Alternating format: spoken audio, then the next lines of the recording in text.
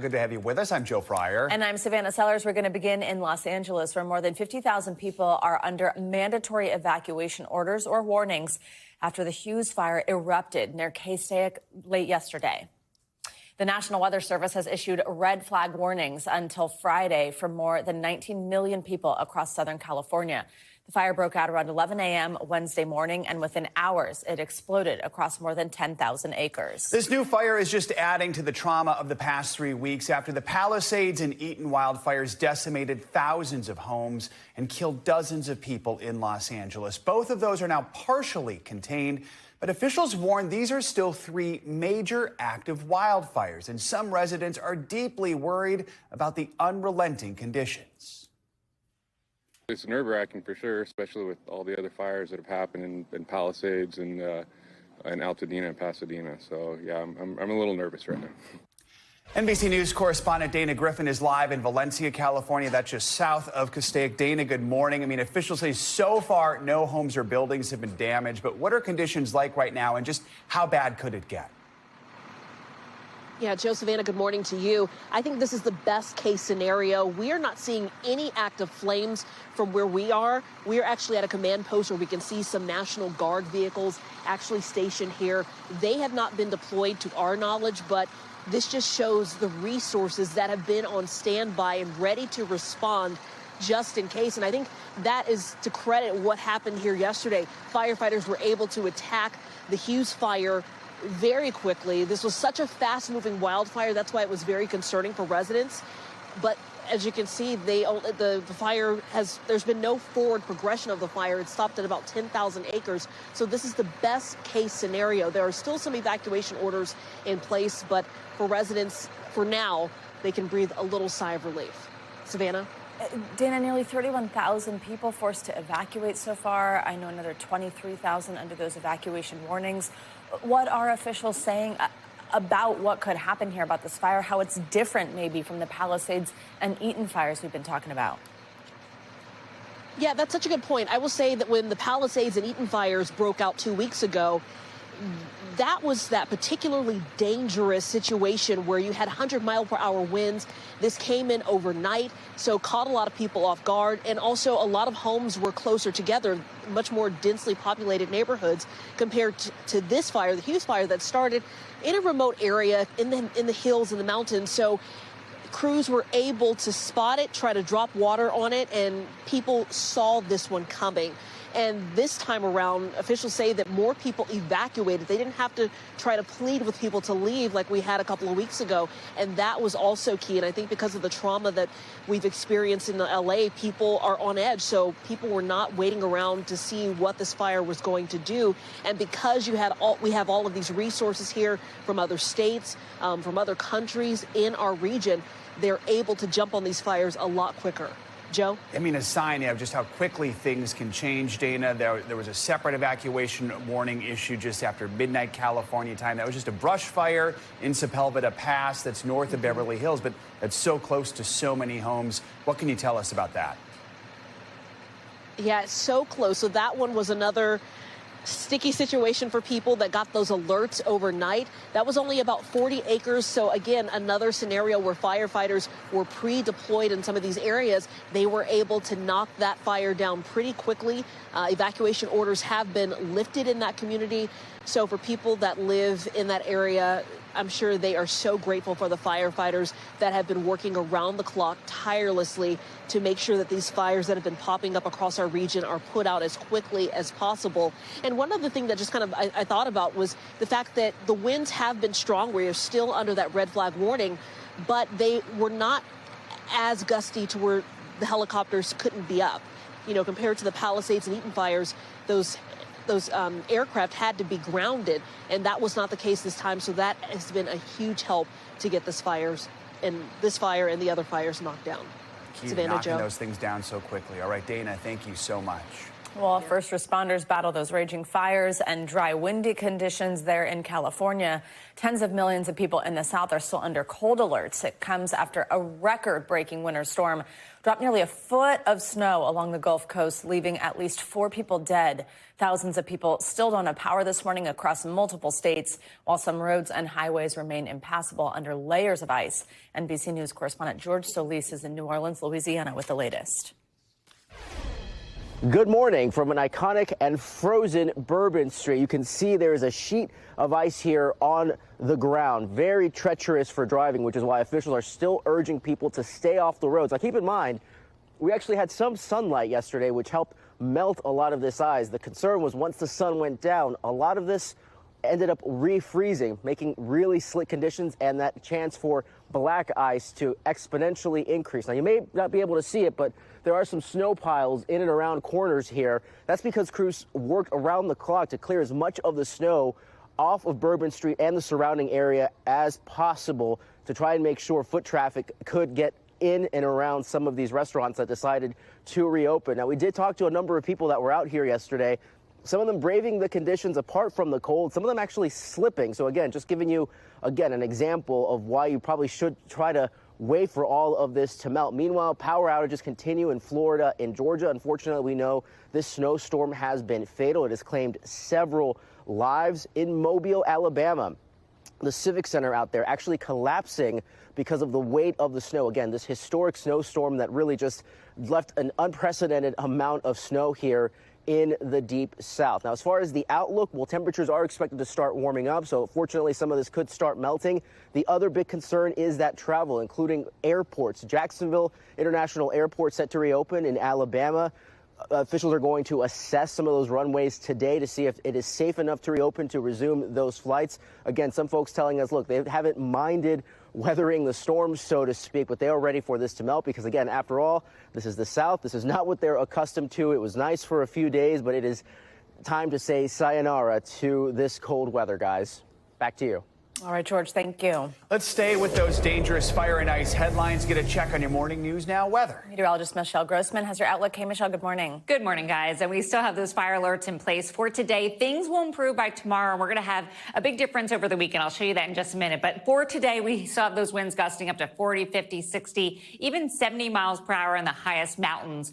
Really dry, too. We're looking at single digits relative humidity. That adds to it really dry debris on the ground as well. So where you see the pink here, that's where the alerts are. Places like Santa Clarita, Riverside, Temecula, down to Escondido. Again, 10 million people. Now, we're going to start to see some improvement. This is really good news. Tomorrow, we're going to see the winds switch onshore. That's going to bring in some humidity. It'll bring up the humidity levels. And we're going to see cooler temperatures return as well. And then look what happens over the weekend. We have an area of low pressure that's going to drop from the north to the south. It's going to bring some lower elevation rain and some higher elevation snow. Now, the only unfortunate part is we could see some debris flow in portions where we saw the fire. So that's going to be part of the problem. But really, this is good news for these areas. Could see up to an inch in some spots. So we're going to watch that over the weekend. And we're going to see the snow falling as well. Snow levels down to 3,000 feet. And we could see quite a bit of snow in some spots. That's going to be very helpful. Up to 2 feet where you see those pink coloring, and also 18 inches where you see the purple. So we're going to continue to watch that over the weekend. Also bitterly cold. Good news is this is starting to ease as well, as George mentioned. We have 36 million people this morning, a really cold morning, especially along the Gulf Coast, the Southeast, where we're not used to those temperatures. But temperatures are starting to moderate, and especially by the weekend, we're going to see some improvement. New Orleans, Panama City, Jacksonville, Myrtle Beach, Norfolk, Elkins under a cold alert this morning. When we say cold alert, it means a extreme cold advisory or an extreme cold warning. So that pink color, the darker pink, is an extreme cold warning. This is why we're looking at temperatures in the 20s as we go towards the later part of today in Chicago. Still below normal for this time of year, but much better than where they have been. That's about 10 degrees below what is average for this time of year. Still really cold in the South. Mobile just 39, 21 degrees below typical temperatures, and Tampa 51 degrees. But notice the cold air is from the Rockies all the way to the East Coast. So that cold dome does stay in place. Friday, we start to see it ease a little bit more. Look where you see the yellow and the orange. Those are warming temperatures. So we're going to be back to average, if not above average, in portions of the northern plains, parts of the central plains as well. Still cold, though, on the in the East Coast. We're looking at New York City, 31 degrees. That's below freezing for this time of year. And we're looking at 46, or it's below freezing for any time of year. Right. It is always below freezing at 31. I just caught myself saying that. As we go throughout the weekend, this is what we want to see, though. 39 on Sunday, by Monday, 37 degrees. So things are improving. Everyone's craving those average January temperatures. Yes. Get us back to average. It's funny. You walk outside, you're like, not too bad, 23 degrees. Saw someone in shorts. Exactly. Saw someone in shorts last night. Can't wait for that. So, all right. Thanks, Michelle. Sure. It's ridiculous. Thank you. Let's turn to Washington now, where President Trump continues to face serious backlash over his decision to pardon defendants linked to the January 6th Capitol insurrection. On Wednesday, the former leader of the far-right group Proud Boys, Enrique Tarrio, returned home to Miami. He had been sentenced to 22 years in prison for seditious conspiracy, a sentence that was commuted this week by the president. Also convicted of that same charge and then released was Oath Keepers founder Stewart Rhodes. He was spotted yesterday in Washington, where he said he was meeting with lawmakers. Speaking to Fox News yesterday, the president dismissed the bipartisan criticism over his decision and downplayed what happened on January 6th. They were treated like the worst criminals in history. And you know what they were there for? They were protesting the vote because they knew the election was rigged and they were protesting the vote. And that you should be allowed to protest a vote. You should be allowed to. You know, when the day comes... But you shouldn't be able to invade the Capitol. No, some of those people with the police, true, but they were very minor incidents, okay? You know, they get built up by a couple of fake guys. This was a political hoax. NBC News senior White House correspondent Kelly O'Donnell joins us now. Kelly, good morning. So the president clearly doesn't seem to be backing away from his decision to pardon these defendants. What more did he have to say about this? And what have we been hearing from some of these people from their release, the people Joe mentioned, Tarrio and Rhodes?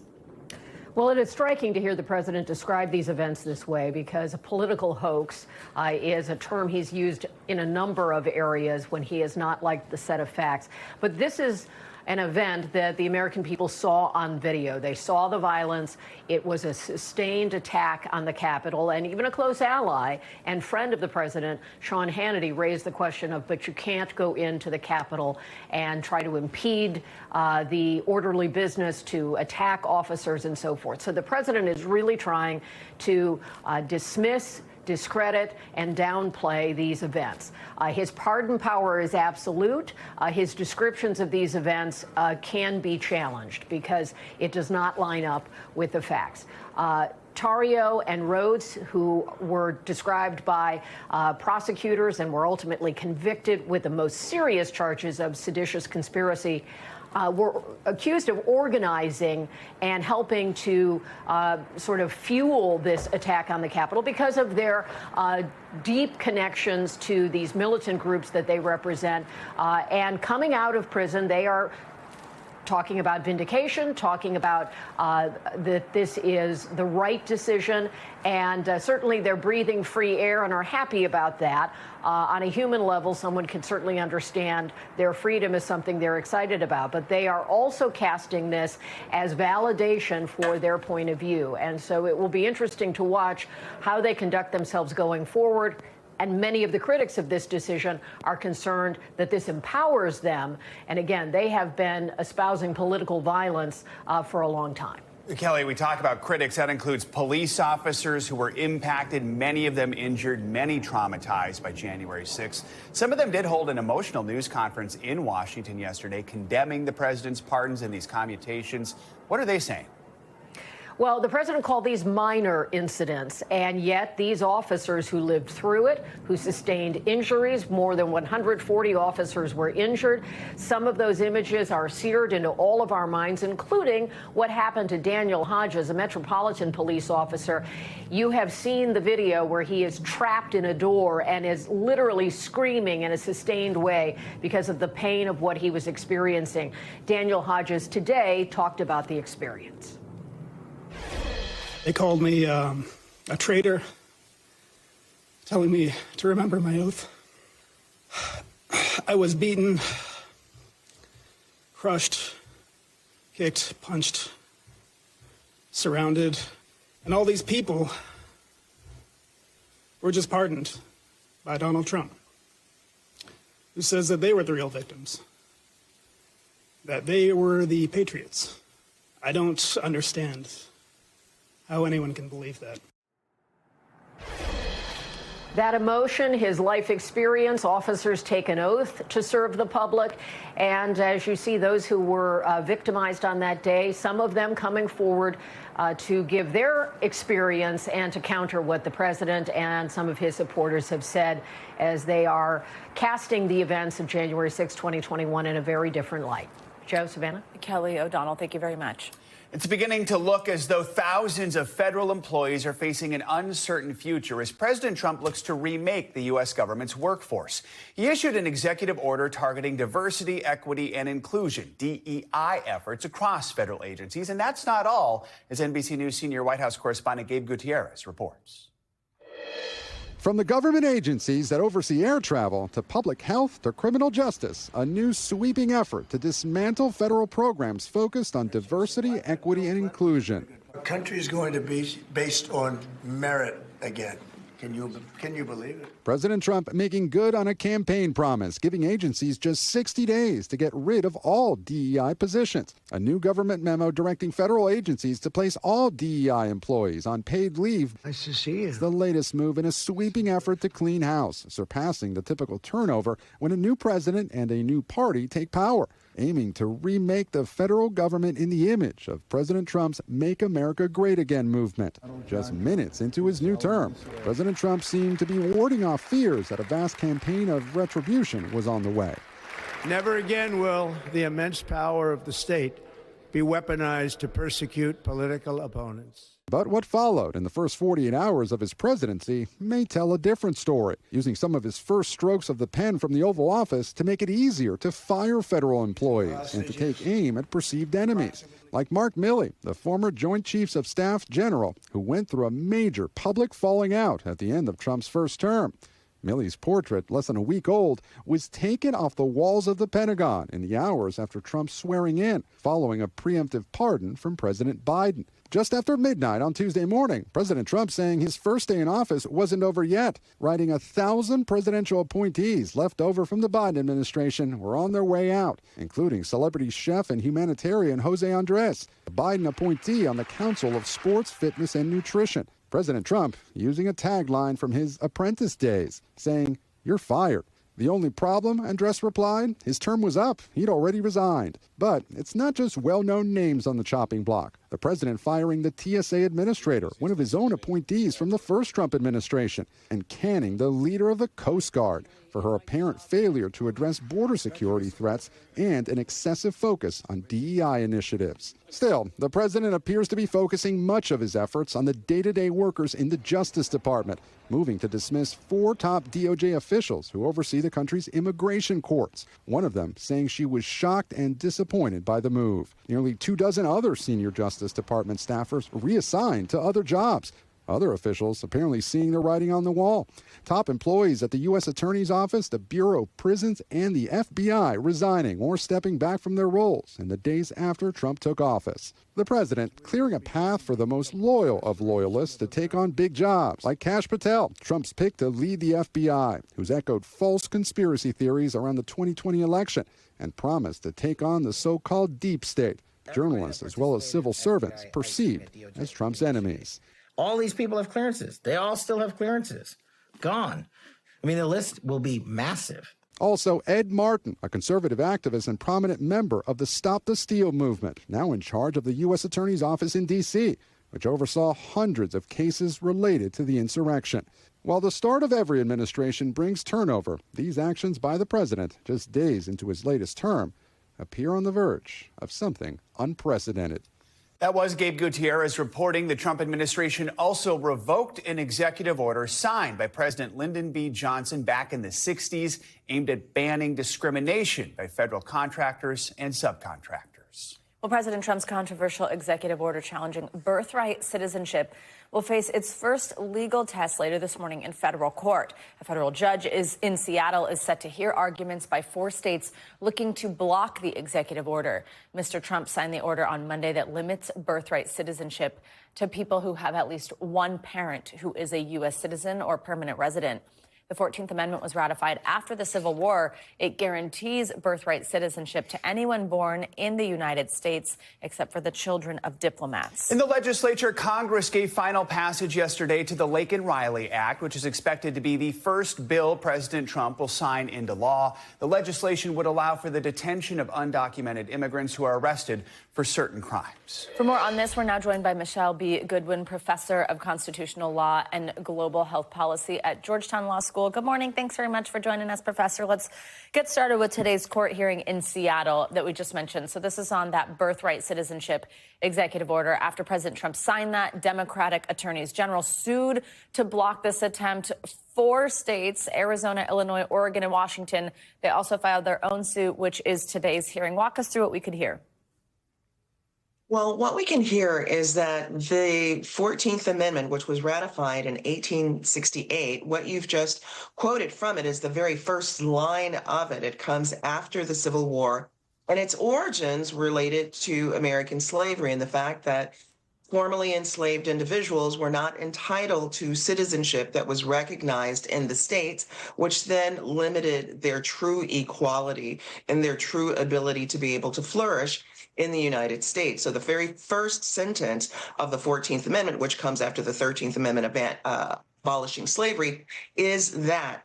And this is an incredible departure. It's the kind of executive order, of course, that's never been issued by a president, and raises significant questions about whether a president on his own has the unilateral authority to just simply wipe away a constitutional amendment. You can imagine, for example, a president signing an order saying that free speech is no longer the law of the land in the United States, or saying that the 4th Amendment, which entitles individuals to a right to privacy, no longer exists in the United States, or the 10th Amendment, which gives states the rights to be able to enact laws that are not already into law by the federal government, that is over. So in itself, it is extreme, and then its underlying content is something that very likely would not withstand scrutiny from the Supreme Court, certainly if they do lean into their originalist methodology. Yeah, I mean, Professor, it seems as though the ultimate goal might be to get this issue in front of the Supreme Court. It feels like on paper, to someone who's not a legal scholar like me, the Constitution's pretty straightforward on this one, but this is this supermajority conservative Supreme Court. Could they, if it got to them, end up siding with the executive order? I mean, how would you expect the justices to handle this?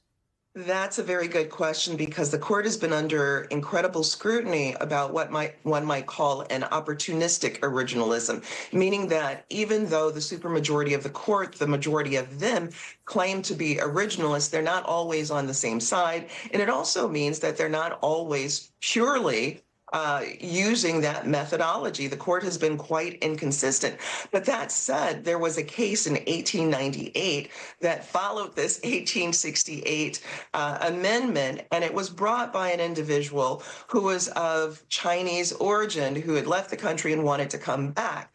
And he was the kind of person who might have been affected by an executive order like this over 100 years ago. And the Supreme Court upheld this 14th Amendment birthright citizenship in that particular case, which is kind of the case that one might see arising from this. What the court will do, we really don't know. I will say this, that the majority of Americans have increasingly found mistrust in this Supreme Court, but we don't know what that outcome would be. Michelle, quickly on this last one, we do want to touch on this Laken-Riley Act that Congress has passed. It gives President Trump his real first legislative win of this second term. This was named after a 22-year-old Georgia nursing student who was murdered by an undocumented immigrant. It would allow undocumented immigrants to be detained for certain crimes. Walk us through this one. That's right, detained and possibly deported, and notably not after being convicted of a crime, but just simply having been charged with a crime. And that's something that's being emphasized by individuals who oppose this legislation, which was passed bipartisanly. There were over 100, nearly 150 Democrats who signed on to this legislation, which is different than even just a year or two before, when there was not that level of support by Democrats, and the law, this kind of law did not pass. So that's what's significant here. It's not even after being convicted of a crime, but instead simply being charged with a crime. Michelle Goodwin, thank you very much for joining us. A federal appeals court is expected to hear arguments today over a Louisiana law that requires all public school classrooms to display the Ten Commandments. A federal judge back in November blocked the state law, saying it's, quote, unconstitutional on its face. The judge blocked Louisiana education officials from enforcing the requirement in public schools. NBC News correspondent Marissa Parr is following this one for us. Marissa, good morning. So bring us up to speed on this case. Explain this Louisiana law, how it's fared so far in court, and what we can expect here. Right. So what this was proposing was that all classrooms in this state would have the Ten Commandments displayed. And we've seen a wave of similar legislation when it comes to Bibles being put in classrooms, chaplains being put in schools. So this one specifically, proponents were saying that this was not religious specifically, that this had historical context. But those who challenged this, civil rights groups, including the ACLU, say this was an infringement on First Amendment rights. And this was people of all faiths, by the way. We saw families who were Jewish, who were atheists, and who were Christian, non-religious, whatever it might be. They said that they felt like this was going to be pressuring their students. What we saw in November was there was a court in Louisiana that challenged this. And so this was supposed to be, according to court order, paused starting in November until we saw these oral arguments that are starting today. Despite this, however, we have seen, we saw Attorney General in Louisiana issue guidance for classrooms at the start of the year, because this was when this was supposed to go into effect. This was signed by the governor. So obviously a lot of confusion for classrooms, because the Attorney General is saying this court order to pause this only applies to some classrooms. Courts are saying otherwise. So there's been a lot of confusion as we are just starting to see those classrooms go back to school, of course, depending on the school district. But those oral arguments that could potentially set that confusion clear, those oral arguments start at 10:30 Eastern, guys. Marissa, back in 1980, the Supreme Court actually heard arguments and ruled on something similar. This was in Kentucky. What happened there?